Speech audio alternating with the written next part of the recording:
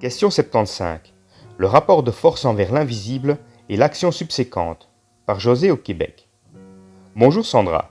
Je me pose souvent la question de l'action comme réponse au double. Si on doit être empreint de volonté extrême, est-ce que le travail mental et patient n'est pas parfois une fuite de l'action? Par ailleurs, je me trouve moins intelligente dans ma gestion du double par l'action que par la contestation psychique, tout en admettant que je mesure trop mal les choses pour dire ça.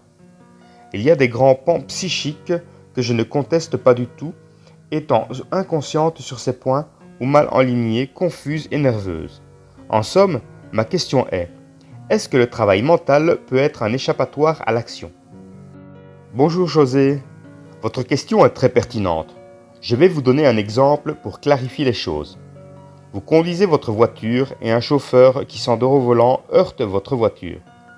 Sur le moment, vous utilisez l'énergie de la colère qui descend en vous pour établir votre rapport de force avec votre esprit ou votre double éthérique. Que se passe-t-il? Pourquoi est-ce que vous me mettez dans cette situation? Pourquoi avez-vous utilisé un chauffeur fatigué pour me frapper? Si votre double vous répond, vous vous harmonisez avec ce qui se passe pour ensuite régler la situation dans le concret. Allez voir le chauffeur, téléphonez pour avoir de l'aide, etc. Si votre double éthérique ne vous répond pas encore, vous pouvez augmenter votre rapport de force pour lui signaler que vous avez besoin de réponses. Ce faisant, plus d'énergie entre dans votre double, ce qui rapproche le moment qu'il pourra vous parler. Par la suite, vous réglez les choses dans le concret du plan matériel.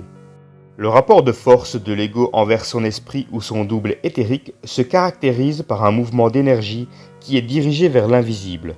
Ce rapport mental que l'ego établit fait en sorte que l'énergie qui descend en lui n'est pas cristallisée ni perdue à l'extérieur de ses circuits psychiques.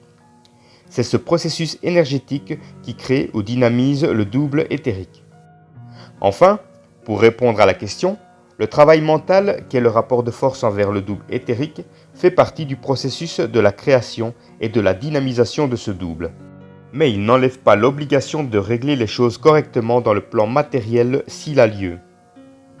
Il est à souligner que parfois, rien ne doit être fait dans l'immédiat et c'est à la personne de le savoir intérieurement. Si ce savoir n'est pas clair, le rapport de force peut, encore une fois, être utilisé. Au plaisir! Texte de Sandra Vimon. Cet article provient du site www.supramental.biz, voix narrative d'Orion Roméo.